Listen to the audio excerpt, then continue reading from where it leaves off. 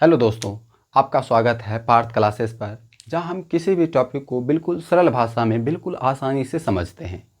तो आज हम इस वीडियो में क्या जानेंगे, इस पर बात करते हैं। तो आज हम देखेंगे क्लास 10th के सामाजिक विज्ञान का विषय वस्तु। आखिर क्लास 10th में हमें सामाजिक विज्ञान में क्या पढ़ना है। दोस्तों, जैसा कि आपको पता है कि अब हमारे बोर्ड एग्ज़ाम का ज़्यादा समय बचा नहीं है, मात्र 6 से 7 महीना बचा हुआ है। तो आप सभी अच्छे से अपने पढ़ाई पर ध्यान देंगे और अच्छे से हर एक टॉपिक को क्लियर करेंगे, ताकि आप बेहतर बन सके। और आप जब बेहतर बनिएगा तो आपका रिजल्ट भी बहुत ही शानदार होगा, बेहतरीन होगा। इसलिए ध्यान से देखिए कि आखिर सामाजिक विज्ञान में हमें पढ़ना क्या है और हम ये चर्चा क्यों कर रहे हैं। हमें जो है सामाजिक विज्ञान में क्या पढ़ना है, इसका चर्चा हम क्यों कर रहे हैं। चर्चा इसलिए कर रहे हैं कि कोई भी स्टूडेंट हो, वो जिस क्लास में है उस क्लास के बारे में उसे पता होनी चाहिए कि उस क्लास में उसे क्या क्या पढ़ना है और किस सब्जेक्ट में क्या क्या पढ़ना है। तो आज हम सामाजिक विज्ञान क्लास 10th का चर्चा करेंगे, तो आप सभी ध्यान से देखें। तो देखते हैं सामाजिक विज्ञान। तो सामाजिक विज्ञान हमें 4 सब्जेक्ट को पढ़ना रहता है। पहला है हिस्ट्री, ज्योग्राफी,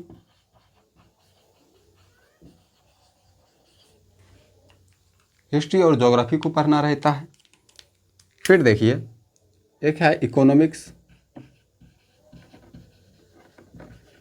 और पॉलिटी। ये 4 सब्जेक्ट हमें सामाजिक विज्ञान में पढ़ना रहता है। अब हम इसमें बारी बारी से हम देखेंगे कि हिस्ट्री में कौन कौन सा चैप्टर हमें पढ़ना है, ज्योग्राफी में हमें कौन कौन सा चैप्टर पढ़ना है, इकोनॉमिक्स में हमें कौन कौन सा चैप्टर पढ़ना है और पॉलिटी में हमें कौन कौन सा चैप्टर पढ़ना है। तो आप सभी सबसे पहले अपना सिलेबस को जानिए और जानने के पश्चात आप पता कर पाएंगे कि हमारा सिलेबस कहाँ तक कंप्लीट हुआ है, हमें क्या क्या पता है, कौन कौन सा चैप्टर हम कितना अच्छे से जान पाए हैं। और जो आपकी कमजोरियाँ होगी उस पर आप अच्छे से ध्यान दे पाएंगे। तो चलिए अपना सिलेबस देखते हैं। तो देखिए दोस्तों, तो देखते हैं, हम आते हैं हिस्ट्री पर। तो इतिहास में हमें क्या क्या पढ़ना है उस पर पहले बात करते हैं। तो इतिहास में हमें टोटल 8 चैप्टर पढ़ना है, जिसका नाम हम नीचे लिखे हुए हैं। तो ध्यान से देखिए, पहला चैप्टर है यूरोप में राष्ट्रवाद। हमें यूरोप में राष्ट्रवाद है। दूसरा है समाजवाद एवं साम्यवाद। तीसरा है हिंद चीन में राष्ट्रवाद। फिर चौथा है भारत में राष्ट्रवाद। पांचवा है अर्थव्यवस्था एवं आजीविका। छठा है शहरीकरण एवं शहरी जीवन। सातवां है व्यापार और भूमंडलीकरण। आठवां है प्रेस, संस्कृति एवं राष्ट्रवाद। तो ये 8 चैप्टर हमें इतिहास में पढ़ना है। दोस्तों, आपका जो जो चैप्टर इसमें कंप्लीट होगा उसमें आप टिक लगा सकते हैं, ताकि आपको याद रहे, ताकि आप समझ सकें कि आपका कितना इतिहास में सिलेबस ख़त्म हो चुका है और आपको कितना याद है, कितना आप समझते हैं। और जो जो आपको ठीक से पता नहीं है उस चैप्टर पर आप अच्छे से ध्यान दें, ताकि आप बेहतर बन सके उस सब्जेक्ट में, ताकि आप बेहतर बोर्ड में रिजल्ट भी ला सकें। अब ध्यान से देखते हैं ज्योग्राफी में, यानी कि भूगोल में हमें क्या क्या पढ़ना रहता है। तो भूगोल में पहला चैप्टर है भारत, संसाधन एवं उपयोग, यानी कि संसाधन के बारे में पढ़ना है। और हमें ज्योग्राफी में संसाधन को बहुत ही बेहतरीन ढंग से पढ़ना पड़ेगा, क्योंकि ये बहुत बड़ा चैप्टर है। इसमें ध्यान से देखिए, भारत, संसाधन एवं उपयोग में हमें 5 और टॉपिक पढ़ना रहता है। पहला है भूमि संसाधन के बारे में। दूसरा है जल संसाधन। तीसरा है वन एवं वन्य प्राणी संसाधन। चौथा है खनिज संसाधन और पांचवा है शक्ति या ऊर्जा संसाधन। ये 5 टॉपिक हमें संसाधन का क्लियर करना है और अच्छे से क्लियर करना है, और इसमें कोई भी दिक्कत होना नहीं चाहिए। अब देखते हैं दूसरा चैप्टर कौन सा है, कृषि है। तीसरा है निर्माण उद्योग, या इसे हम विनिर्माण भी कह देते हैं। चौथा है परिवहन, संचार एवं व्यापार। पांचवा है बिहार, कृषि एवं वन संसाधन, यानी कि बिहार के बारे में हमें देखना है। छठा है मानचित्र अध्ययन, यानी कि किसी भी स्थल को हम कैसे दर्शाएंगे, पर्वत को कैसे दर्शाएंगे, भूमि को कैसे दर्शाएंगे, जल को कैसे दर्शाएंगे, वन को कैसे दर्शाएंगे, इसके बारे में देखना है। लास्ट टॉपिक आता है खंड ख में आपदा प्रबंधन के बारे में, और इससे 6 से 8 नंबर फिक्स रहता है बोर्ड में। तो ध्यान से देखिए, आपदा प्रबंधन हमें पढ़ना रहता है बाढ़ एवं सुखाड़ क्या है, इससे कैसे बच सकते हैं, इसके कारण क्या क्या नुकसान होता है। ठीक, यही सब पढ़ना है। भूकंप एवं सुनामी में भी। फिर आकस्मिक प्रबंधन है कि कोई भी आपदा यदि अचानक आता है तो हम किस प्रकार उससे बच पाएंगे। अचानक हमें आपातकाल या तत्काल में कौन सी सहायता मिलनी चाहिए, हम क्या कर सकते हैं आपदा के समय में, इसके बारे में देखेंगे। तो आशा करते हैं कि आपको इतिहास और भूगोल के बारे में अच्छे से मालूम पड़ गया होगा, और क्या क्या पढ़ना है ये तो आपको पता ही है कि हमें देखना है सबसे पहले कि कौन कौन सा चैप्टर हमारा कवर हो चुका है। और सिर्फ इसी में नहीं, साइंस में भी यही करना है, मैथ में भी यही करना है, फिर एसएसटी तो अभी बता ही रहे हैं, हिंदी और संस्कृत इंग्लिश पर भी यही सब तरीका अपनाना है। तब आप देखिएगा आप में क्या परिवर्तन आता है, आप में कॉन्फिडेंस आएगा। जब आपको पता चलेगा कि मेरा ये चैप्टर कंप्लीट है तो आपको पता चलेगा कि हम बहुत आगे जा रहे हैं। अब देखते हैं हमें राजनीतिक विज्ञान और अर्थव्यवस्था में हमें क्या क्या पढ़ना है।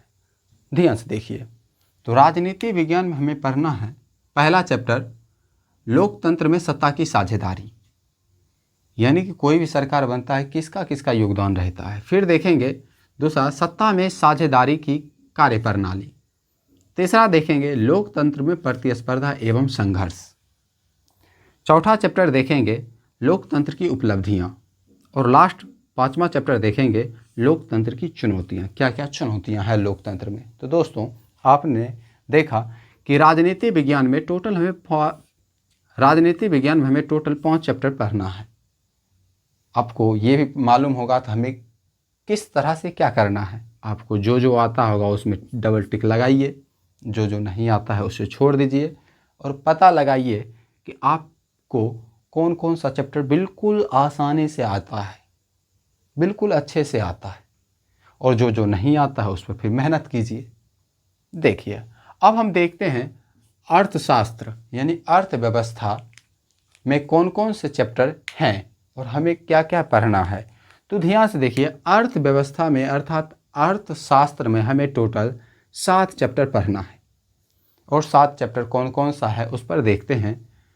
पहला है अर्थव्यवस्था के विकास का इतिहास, यानी अर्थव्यवस्था जो विकास कर रहा है किस प्रकार से कर रहा है, कोई भी देश विकास करता है किस प्रकार करता है। फिर देखेंगे राज्य एवं राष्ट्र की आय। राज्य की आय क्या होता है, राष्ट्रीय आय क्या होता है, फिर प्रति व्यक्ति आय क्या होता है, आय की गणना किस प्रकार करते हैं, मुद्रा का विकास किस प्रकार हुआ, हम इसका विचार करेंगे इसमें। फिर तीसरा है बचत एवं साख। चौथा है हमारी वित्तीय संस्थाएं। 5वां चैप्टर है रोजगार एवं सेवाएं।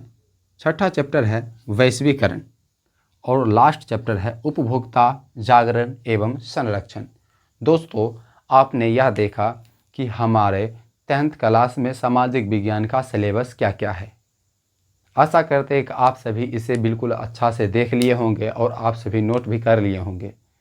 अब आप देखिए हमारे पास अभी समय बचा हुआ है, मान के चलिए हम जनवरी छोड़ देते हैं, जनवरी छोड़ दिए, अभी आज जो है जुलाई स्टार्ट हुआ, जुलाई, अगस्त, सितंबर, अक्टूबर, नवंबर और दिसंबर, जनवरी, और फरवरी में तो आपका एग्ज़ाम है। तो ध्यान से देखिए हमारे पास कितना समय है। जुलाई हो गया, अगस्त, सितंबर, अक्टूबर, नवंबर, दिसंबर, जनवरी, जनवरी तक का समय है हमारे सिलेबस को बिल्कुल आसानी से कंप्लीट करके उसका रिवीजन करने के लिए और हमें क्वेश्चन प्रैक्टिस करने के लिए। तो ध्यान से देखिए 1 2 3 4 5 6 7, टोटल 7 महीना है, और 7 महीना में हमें किस प्रकार से सिलेबस कंप्लीट करना है इस पर एक अलग से वीडियो बना देंगे। आप सभी उससे बिल्कुल आसान, आप सभी उसे ज़रूर देखें। तो आप सोचिए कि किस प्रकार से हमें सिलेबस को कंप्लीट करना है। यदि आप पीछे हैं अपना सिलेबस को कंप्लीट करने के लिए तो आप अपना जोर लगाइए, खुद को कंफर्ट जोन से बाहर निकालिए और मेहनत कीजिए, क्योंकि आज का मेहनत ही कल सफल होगा। यदि आज आप मेहनत नहीं कीजिएगा तो सफलता तो आएगा ही नहीं। तो जब समय है तो समय रहते ही क्यों ना हम अपना पूरा जी जान लगा लें। तो ध्यान से देखें। तो चलिए, आशा करते हैं कि आप सभी समझ गए होंगे और किस तरह से आपको सिलेबस कंप्लीट करना है ये भी बता दिए हैं। तो दोस्तों, आप समझ गए होंगे कि हमें सामाजिक विज्ञान में कौन कौन से विषय में कौन कौन सा चैप्टर पढ़ना है। अब हम आगे पढ़ेंगे हर एक सब्जेक्ट का एक एक चैप्टर और बिल्कुल आसान भाषा में देखेंगे। और इसी चैनल पर आपको हर एक टॉपिक, हर एक वीडियो, हर एक चैप्टर बिल्कुल आसान भाषा में, बिल्कुल सरल भाषा में मिलेगा। इसलिए आप सभी आगे आने वाले वीडियो को मिस ना करें और आगे आने वाला वीडियो आपको सबसे पहले मिले, इसके लिए चैनल को सब्सक्राइब जरूर करें और अपने दोस्तों को भी बताएं ताकि वो भी इस चैनल पे आकर कुछ लाभ उठा सके और आसानी से किसी भी टॉपिक को समझ सके। तो मिलते हैं अगले वीडियो को। जय हिंद।